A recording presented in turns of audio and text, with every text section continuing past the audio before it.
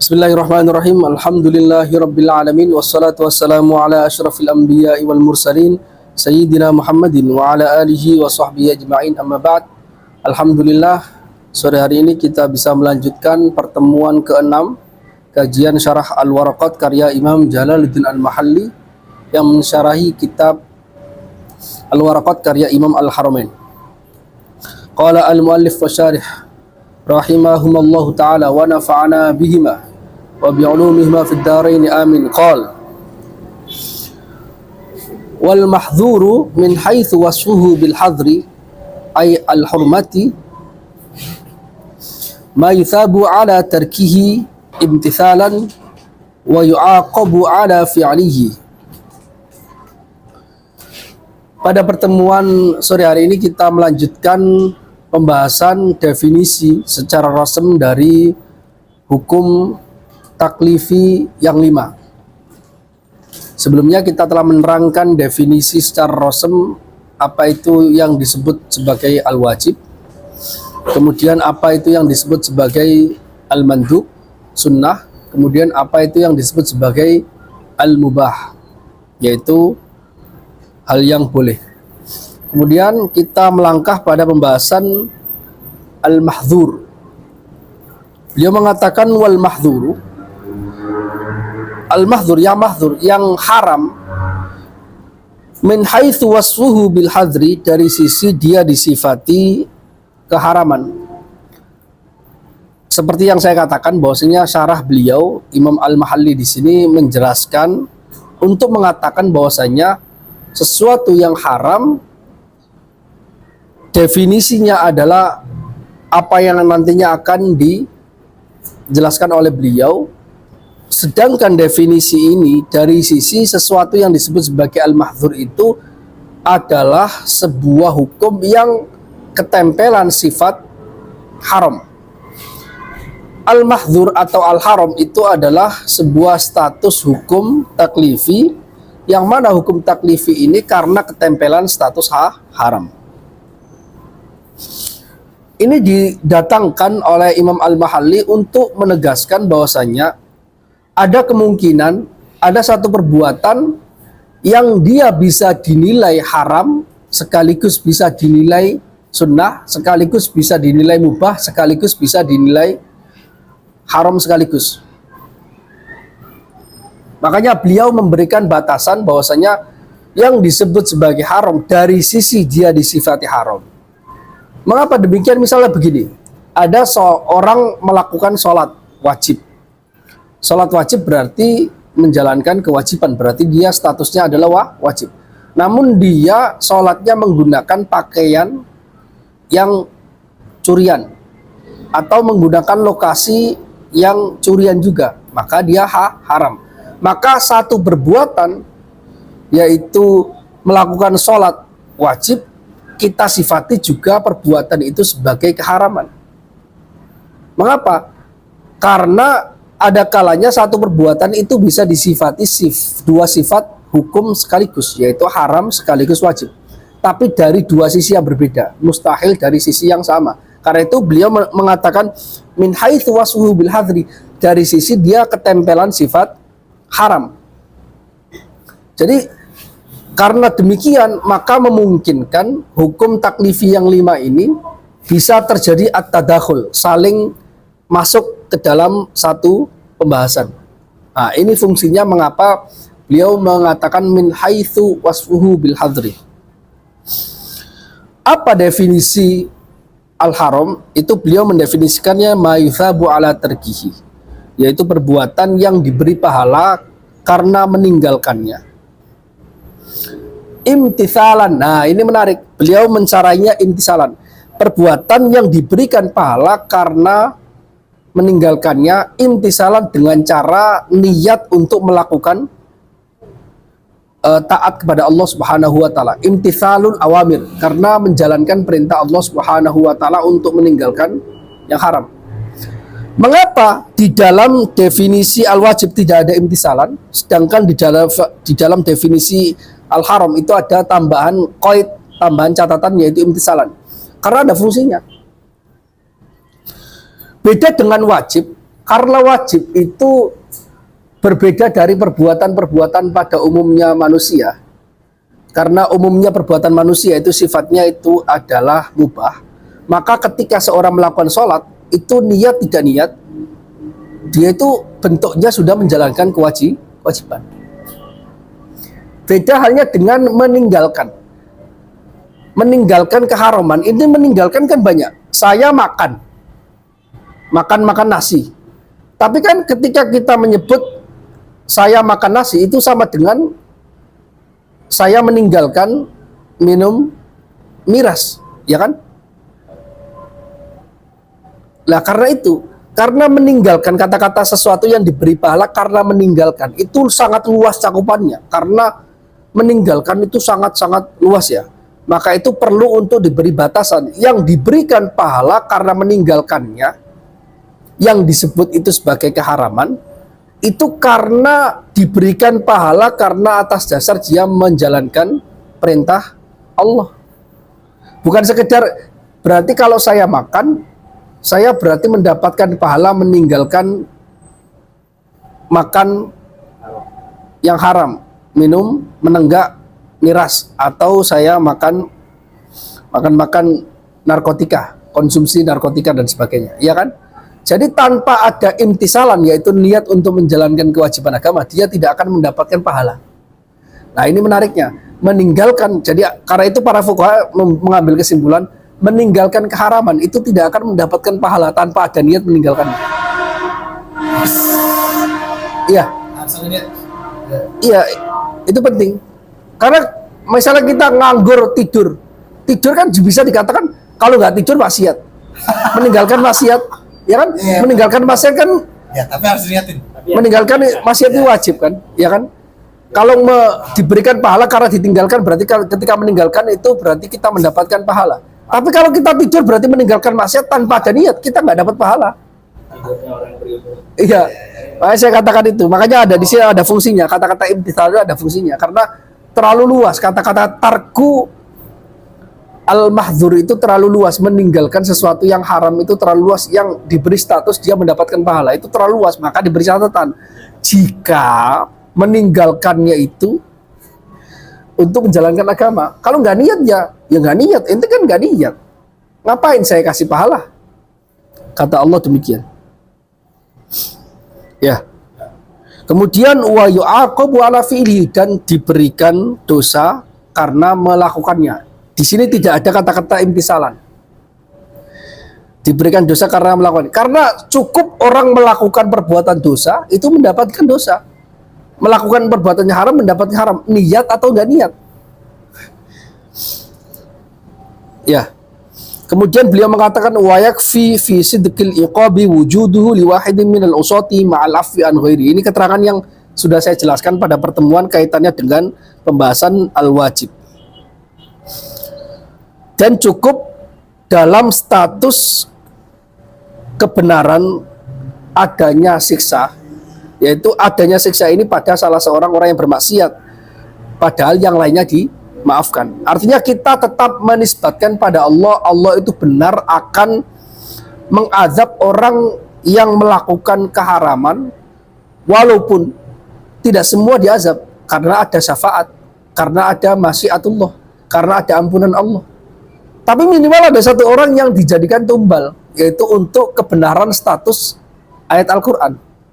Barang siapa membawa yaqtul mu'mina muta'ammidan fajaza'u jahannam. Barang siapa yang membunuh orang muslim secara sengaja, maka dia balasannya adalah neraka jahanam. Minimal ada satu orang yang dimasukkan neraka jahanam karena membunuh orang. Yang lainnya tahtal masyiah. Tapi kita nggak tahu siapa yang dimasukkan neraka, bisa jadi kita, bisa jadi orang lain yang melakukan pembunuhan seperti ini. Maka itu agar mengharmonikan antara akidah Ahlussunnah wal Jamaah, Asy'ariyah terutama, dan juga definisi di dalam ilmu usul fikih. Karena itu ilmu turos itu kan saling integral kan. Definisi di dalam usul fikih itu karena terkait dengan ilmu kalam, ilmu akidah, maka juga diberikan batasan-batasan definisi yang jelas agar mengcover, tidak terjadi saling kontradiksi antar satu ilmu dengan ilmu yang lainnya. Wa yajuzu an yurida wa yatarattabul iqabu ala fi'lihi kama abbara bihi ghairuhu fala yunafi al-afa. Dan bisa jadi yang dimaksud oleh Imam Al-Haramain ketika mengatakan wa yu'aqabu ala fi'lihi itu beliau memaksudkan wa yatarattabul iqabu ala fi'lihi, dan dosa siksaan itu terjadi karena dilakukan. Artinya beda. Ada dua kalimat yang seperti saya terangkan sebelumnya. Ada dua kalimat yang berbeda. Orang melakukan maksiat menjadi penyebab dia masuk neraka, dengan orang masuk neraka karena melakukan maksiat, itu dua hal yang berbeda. Kalau statement yang kedua, orang masuk neraka itu pasti karena maksiat, itu benar. Makanya diksinya adalah wa yatarattabul iqabu ala fi'lihi. Tapi kalau orang melakukan maksiat pasti masuk neraka, itu belum tentu, karena minimal ada satu saja dalam akidah, yang lainnya bisa diampuni. Bisa dimasukkan seluruhnya, bisa tidak, tapi minimal satu pasti dimasukkan. Nah, kama abbara bi ghairuhu fala yunafi al afwa. Sebagaimana ulama lain mendefinisikan, mentakbirkan definisi dari al-haram, bagian meninggalkan atau melakukan keharaman ini akan diazab. Sehingga fala yunafi al afwa, sehingga tidak bertentangan dengan kaidah Allah bisa mengampuni dosa seluruhnya. Innallaha yaghfiru dzunuba jami'a. Allah mengampuni seluruh dosa. Ya kan? Kemudian wal makruhu min haitsu wasfuhu bil karaha. Yang disebut makruh ini adalah hukum yang kelima. Min haitsu wasfuhu bil karaha, dari sisi dia ketempelan sifat makruh. Apa definisinya secara rasm adalah maithabu ala tarkihi, perbuatan yang diberikan pahala karena meninggalkannya. Imtithalan. Nah, beliau mengatakan imtithalan, harus ada niat untuk menjalankan perintah agama agar dia mendapatkan pahala karena meninggalkannya. Orang tidak merokok, kemudian tapi niatnya memang tidak untuk menjalankan agama, dia nggak akan dapat pahala. Tapi misalnya, karena kita tetapkan statusnya misalnya makruh itu adalah merokok itu adalah makruh, ya.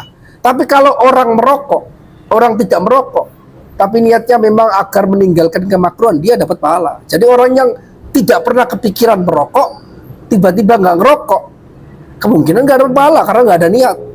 Tapi orang yang pernah merokok, punya riwayat merokok, tertrek merokok, kemudian dia meninggalkan, hari ini saya ingin menjalankan atau meninggalkan kemakruhan karena rokok itu makruh, dia dapat pahala. Jadi orang yang ngerokok itu kadang-kadang bisa lebih banyak pahala dibandingkan orang yang nggak ngerokok. Ini joke aja ya. Wala yu'aqabu ala fihi, dan dia tidak akan diberikan pahala, diberikan siksa karena melakukannya. Jadi makruh itu tidak diberikan siksa karena dilakukan.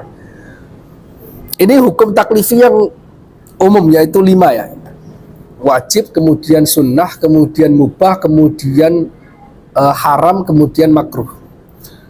Tapi bisa diringkas kepada 2 kategori, yaitu boleh dan nggak boleh, jaiz wa ghairu jaiz. Karena itu para ulama mengatakan yang boleh itu mencakup 4 hukum. Pertama mubah, kemudian wajib, kemudian sunnah, kemudian makruh. Ini semuanya kita kadang menyebutnya sebagai boleh. Tapi kalau nggak boleh itu hanya mencakup haram. Karena apa? Hanya haram yang ketika dilakukan mendapat dosa. Selain itu tidak. Makanya kadang disimpel, ini boleh nggak boleh. Kadang kita nggak bisa menentukan apakah ini statusnya wajib, apakah ini statusnya sunnah, dan terjadi perdebatan para ulama. Apakah ini mubah saja? Pokoknya boleh. Hukumnya nikah apa? Boleh. Nah, berarti antara wajib, antara sunnah, antara mubah. Mungkin antara makruh juga. Tapi kalau kita mengatakan nggak boleh, itu pasti otomatis haram. Nah, itu definisi para ulama ya. Ulama sendiri yang mengatakan istimalnya, penggunaannya biasanya para fuqaha seperti itu. Kemudian kita masuk kepada 2 hukum yang disebut sebagai hukum syar'i wad'i, yaitu buatan. Maksudnya yang terkait sebagai wasilah atau perantara hukum taklifi agar bisa dijalankan. Bedanya hukum taklifi yang hukum syar'i yang taklifi dengan hukum syar'i yang wad'i itu adalah gini. Kalau hukum syar'i yang taklifi itu langsung terkait dengan perbuatan manusia, mukallaf itu sendiri, min haitsu innahu mukallaf. Dari sisi dia itu, orang itu terkena beban di dalam agama. Mukallaf itu apa? Al-balighul aqil, orang yang balik dan berakal. Selain itu tidaklah disebut sebagai mukallaf. Menurut mazhab apa? Minimal menurut mazhab Syafi'i. Minimal ya. Lah, terus hukum syar'i yang wad'i itu apa? Yang kaitannya dengan buatan itu kaunus syai'i sababan wa syartan wa mani'an wa sahihan wa fasidan. Di sini hanya disebut sebagai sahih dan fasid. Sedangkan yang lainnya tidak disebutkan. Disebutkan di kitab yang lain. Kenapa demikian? Karena dia tidak terkait dengan secara langsung perbuatan mukallaf, tapi terkait dia wasilah-wasilah yang bisa menyebabkan seseorang itu bisa melakukan kewajiban, bisa melakukan kesunahan, bisa melakukan keharaman dan sebagainya. Itu wasilah. Kalau sebab misalnya, contohnya sebab wajibnya zuhur adalah dukhul waktu, masuknya waktu. Ya kan, wajibnya sholat zuhur karena sudah masuknya waktu sholat zuhur ada tergelincirnya matahari. Tergelincirnya matahari itu bukan perbuatan mukallaf, dia adalah perbuatan Allah secara langsung, itu sunnatullah demikian. Jadi kita nggak bisa mengusahakan. Dia wasilah menjadi wasilah seorang muslim untuk bisa menjalankan hukum syar'i taklifi, yaitu sholat zuhur. Tapi tanpa tergelincir mataharinya, bisa jadi kita nggak wajib. Bisa jadi kita nggak wajib melakukan sholat zuhur karena belum masuk. Sebabnya kita wajib sholat zuhur karena sudah masuk waktunya. Nah ini belum masuk, berarti tidak wajib. Ya. Tapi yang dibahas di sini adalah dua hal yang kaitannya dengan muamalah. Kenapa dipilih oleh Imam Haramain hanya mendefinisikan sahih dan fasid? Itu sebenarnya karena ini yang nantinya akan paling sering dibutuhkan terkait dengan hukum-hukum di dalam fikih. Karena nanti kalau sahih dan fasid itu kaitannya dengan muamalah kebanyakan. Kaitannya dengan muamalah. Beliau mendefinisikan was-sahihu min haitsu wasfuhu bisihah. Dan hukum yang disebut sebagai sahih atau sah atau absah dari sisi dia disifati keabsahan, apa itu? Ma yata'allaqu bihi an-nufuzu wa yu'taddu bihi. Definisinya itu mencakup dua unsur. Unsur pertama, atau kadang itu bukan unsur, bahasa lain. Jadi kadang itu sebagian ulama mendefinisikan sahih itu ma yata'allaqu bin nufuz. Sebagian ulama mendefinisikan ma yu'taddu bihi syar'an. Nah, karena itu digabungkan oleh Imam Haramain agar kita sebagai yang orang pemula nggak bingung. Definisi yang dimaksud sahih itu apa? Oh, ternyata dua-dua bisa. Misalnya gini, definisi yang ini ma yata'allaqu bi an-nufus sahih, sesuatu yang disebut sebagai sah itu adalah yang terkait eksekusi pada suatu akad misalnya. Jadi kita bisa mensifati akad itu telah nufuz. Nufuz itu tembus artinya. Artinya dia telah sukses, telah tereksekusi. Ada tanfidiyah, eksekutor. Tanfidiyah, eksekutor. Sebuah status yang eksekusi dalam transaksi itu terkait dengannya. Misalnya gini, ada jual beli. Jual beli ini sudah memenuhi syarat rukun, syaratnya dan rukunnya. Maka kita katakan ya ta'allaqu bin nufuz. Maka kita katakan dia itu sahih, dia itu sah. Mengapa? Karena sudah tereksekusi, terjadi perpindahan. Efek dari jual beli apa? Perpindahan dari kepemilikan barang dari penjual kepada ke pembeli, kemudian terjadi perpindahan tsaman, yaitu uang, alat tukarnya dari pembeli kepada penjual. Ketika sudah sah, ketika sudah terjadi perpindahan ini secara syar'i, maka kita katakan dia telah tereksekusi, dia telah nafis, dia telah sahih. Kenapa? Karena syarat dan rukunnya terpenuhi. Jelas ya?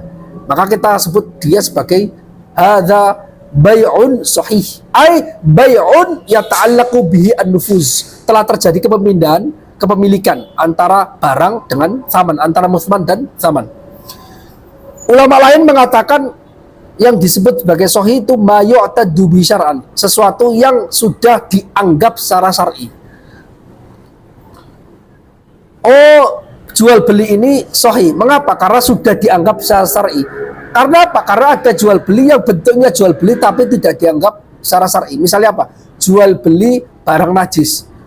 Bentuknya jual beli, samannya berpindah kepada baik, yaitu penjual. Musmannya, barangnya berpindah kepada mustari, tapi di dalam pandangan syariat dia tidak terjadi, dia batil. Mengapa? Karena tidak terpenuhi syarat dan rukunnya. Karena di antara syarat dan rukun adalah kita dilarang menjual barang yang najis. Makanya itu beliau mengatakan sesuatu yang disebut ya ta'allaq bin nufus, sesuatu yang disebut sebagai yu'tadu bi syar'an itu apa? Bi anis tajma'a ma yu'tabaru fi syar'an. Dengan cara sebuah akad itu mengumpulkan, memenuhi segala hal yang dianggap di dalamnya secara syariat. Syarat-syarat yang ada di jual beli misalnya, ada dia nggak boleh jual beli khamr karena najis, dia nggak boleh jual beli yang bukan kepemilikan dia, menjual barang milik orang lain juga nggak boleh. Akdan kana au ibadatan, baik itu yang disebut sebagai sahih itu sebagai akad muamalah atau ibadah. Artinya gini, beliau ingin mengatakan, yaitu Imam Al-Mahalli mengatakan bahwasanya kita bisa mengatakan sholat ini sahih, kita bisa mengatakan jual beli ini sahih. Kenapa? Karena penggunaan diksi istilah sahih itu bisa digunakan untuk menyebut akad, bisa digunakan untuk menyebut ibadah. Beliau mendahulukan akad dan mengakhirkan ibadah. Mengapa? Karena biasanya sahih itu dinisbatkan kepada akad, bukan dinisbatkan kepada sebuah bentuk ibadah. Tapi dua-duanya bisa. Jelas ya? Kemudian lawan dari sahih adalah al-batil. Wal batilu min haitsu wasfuhu bil butlan, dan status hukum batil dari sisi dia disifati kebatilan adalah ma la yata'allaqu bi an-nufus wa la yu'tadu bi. Hanya dibalik saja. Sebuah transaksi atau ibadah yang tidak terjadi eksekusi di sana. Tapi kayak kaidah dalam hadis sahih itu sama beda. Beda. Sahih itu yang dia terpenuhi syaratnya, tidak ada illah, ya kan? Tidak ada syar, dia ittisal sanatnya seperti itu. Dan adalatul rawinya adil, itu sahih. Oke, kita kembali. Batil itu lawan dari sahih. Berarti hubungan relasi antara sahih dan batil itu hubungan relasi takobul ijab wasalbi. Kalau dari dalam bahasa ilmu filsafat, terjadi relasi negatif positif. Kalau yang disebut positif itu adalah sahih, yang disebut negatif itu adalah batil. Kalau definisi dari sahih adalah yang terkait eksekusi, yang dianggap secara syar'i, maka yang disebut batil adalah yang tidak terkait dengan eksekusi dan tidak dianggap secara syar'i. Itu disebut dalam ilmu bahasa mantik dan ilmu filsafat taqabul al-ijab wasalbi. Itu nanti kita pelajari di ilmu yang lebih tinggi. Ma wala yu'tadu bi, yaitu transaksi atau ibadah yang tidak dianggap secara syariat. Bi allam yastajmi' ma yu'tabaru fi syar'an. Dengan cara akad atau ibadah itu tidak memenuhi seluruh hal yang dianggap secara syariat. Akdan kana au ibadatan, baik itu akad ataupun ibadah. Jelas ya? Wal aqdu yaktasifu bin nufuzi wal i'tidal. Akad yaitu akad transaksi muamalah selain ibadah itu bisa disifati secara diksi para fuqaha, itu disifati dengan nufuz, dia nafis, dia tembus eksekusi, dan well done kayak gitu. Wal i'tidal dan dianggap, al-i'tidal dianggap ya. Berarti hadza aqdun nafis, hadza aqdun mu'tadun bihi. Ya, kalau di dalam bahasa Arab seperti demikian. Jadi penting ya mengenal istilah-istilah para fuqaha itu penting. Makanya beliau mengatakan ini karena Imam Mahalli itu selain orang yang ahli usul fikih, beliau juga seorang fuqaha. Sanad-sanad kita itu nyambung ke sana semua. Sanad fikih sekaligus sanad usul fikih nyambung ke Imam Mahalli. Wal ibadatu tattasifu bil i'tidadi faqat istilahan. Sedangkan kalau ibadah itu hanya disifati dengan mu'tadun biha secara istilah. Dia tidak dinafai hadhihi ibadatun nafizah, enggak. Biasanya para fuqaha mengatakan hadhihi ibadatun mu'tadun biha, ibadah yang telah dianggap secara syariat. Jadi ini hanya level istilah saja. Penggunaan istilah itu penting karena yang namanya ilmu usul fikih itu membahas istilah, membahas tasawur, yang namanya agar nanti ketika kita membahas fikih, ketika membaca kitab fikih itu nanti akan lebih paham ketika kita mengenal istilah. Namanya saja usul fikih, ilmu yang menjadi dasar dari pemahaman, yaitu di antara pemahaman adalah ilmu fikih. Karena itu kita penting untuk mengetahui dasar-dasar dari ilmu istinbat atau fikih ini itu sendiri atau fikih itu sendiri. Oke ya. Jadi demikian, dari pada pertemuan ini kita telah menuntaskan 5 hukum syar'i taklifi dan kemudian 2 hukum syar'i yang wad'i. Ada lagi yang saya sebutkan ringkas saja, yaitu kaunus syai'i sababan wa syarton wa mani'an. Ada yang hukum syar'i yang wad'i itu disebut sebagai sebab. Sebab itu ma yalzamu min wujudihi wujudu wa yalzamu min adamihi al-adam. Kalau di dalam definisi Ghayatul Usul, ma yalzamu min wujudihi al-wujud wa yalzamu min adamihi al-adam. Sesuatu status yang mana ketika ada dia akan wujud efeknya. Ketika tidak ada maka tidak ada. Contohnya apa? Zawalu syamsi, tergelincirnya matahari. Itu menjadi sebab masuknya waktu zuhur, menjadi sebab wajibnya sholat zuhur. Ketika ada matahari tergelincir maka wajib sholat zuhur. Ketika tidak ada matahari tergelincir maka tidak wajib sholat zuhur. Jelas ya? Jadi mungkin saja kalau itu Allah menghendaki, misalnya ada satu hari di mana itu matahari tetap aja mungkin dipaus oleh malaikat, paus dulu, nggak tergelincir selama sejam. Tapi mustahil ya, kata-kata sejam itu mustahil kalau ada, karena jam itu kan terkait dengan matahari. Kalau nggak ada pergerakan, nggak ada jam. Pokoknya dipaus saja.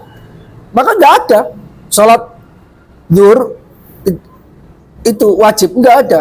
Jadi bisa nggak sholat zuhur nggak wajib? Bisa. Yaitu ketika matahari berhenti sebelum tergelincir. Bisa. Secara usul fikih bisa. Ya kan? Itu sebab. Kalau syarat itu ma yalzamu min wujudihi ma yalzamu min adabi al-adam wa la yalzamu min wujudi wujud. Syarat itu dia lebih longgar dibandingkan sebab. Kalau syarat itu ma yalzamu min adamihil adam, ketika tidak ada maka efeknya pasti tidak ada ibadah itu atau akad itu, karena syarat. Tapi ketika ada, bisa jadi efeknya ada, bisa jadi tidak. Contohnya ada wudhu itu syaratnya sholat. Ketika sholat kok tidak wudhu, bagi orang yang hadas maka pasti sholatnya nggak ada. Tapi ketika orang wudhu, bisa jadi sholatnya nggak ada. Kenapa?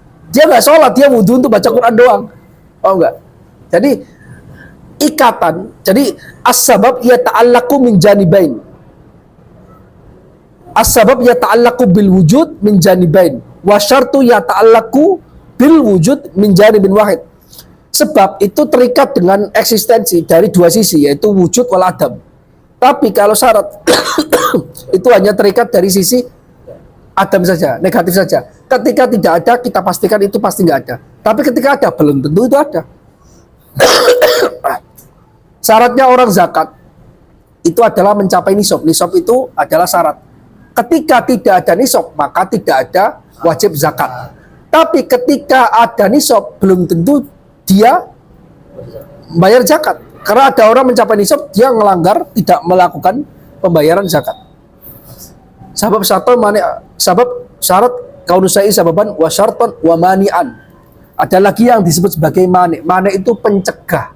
Pencegah itu sesuatu yang andai kata ada pasti hukumnya, andai kata dia nggak ada pasti hukumnya menjadi ada. Contohnya apa?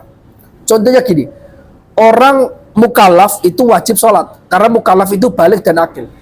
Tapi dia tiba-tiba gila di tengah-tengah dia menjadi seorang mukallaf, maka dia ada mani' pencegah, dia gilanya selama satu hari. Maka selama satu hari itu dicabut status mukallafnya. Dan ini berlandaskan pada hadis Rasulullah SAW yang sahih, yaitu rufi al-qalam an ummati, rufi al-qalam an ummati an thalath, rufi al-qalamu ala ummati an thalathin. Diangkat pena catatan taklif dari umatku ketika 3 hal, yaitu aninaim hatta yastaiqidh, dari dicabut catatannya dari orang yang tidur sampai dia bangun. Wa anil sobi hatta yablug, anak kecil sampai dia balik. Terus kemudian waras. Anil pokoknya dia itu sampai dia bangun. dia misalnya anil muhma alaih hatta yufik, al hadis au kama qala, atau beberapa riwayat. Tapi intinya 3 itu. Orang yang sedang tidak sadarkan diri, pingsan, kemudian sampai dia terbangun. Atau anil ghafil hatta yufik, orang yang lupa. Anin nasi hatta yatadzakkar, dari orang yang lupa sampai dia teringat. Ya, pokoknya intinya itu yang disebut sebagai al-mani, pencegah. Kalau gila berarti nggak mukallaf, kalau lupa berarti nggak mukallaf, kalau masih kecil berarti nggak mukallaf. Wa anil majnun hatta yakin. Jadi riwayatnya banyak, tapi intinya itu. Jadi nggak harus 3, bisa jadi lebih dari 3. Tapi karena riwayatnya dikumpulkan itu. Tapi intinya ada yang disebut sebagai al-mani, sesuatu yang menghalangi status taklif. Jadi demikian, jadi kita telah menuntaskan semua hukum syar'i, yaitu yang syar'i taklifi dan syar'i wad'i, dengan penjelasan yang semoga bisa dipahami. Semoga bermanfaat pada pertemuan ke-6 hari ini. Terima kasih, semoga memberi manfaat kepada saya dan semua pendengar. Wallahul muwaffiq ila aqwamit thoriq. Wassalamualaikum warahmatullahi wabarakatuh.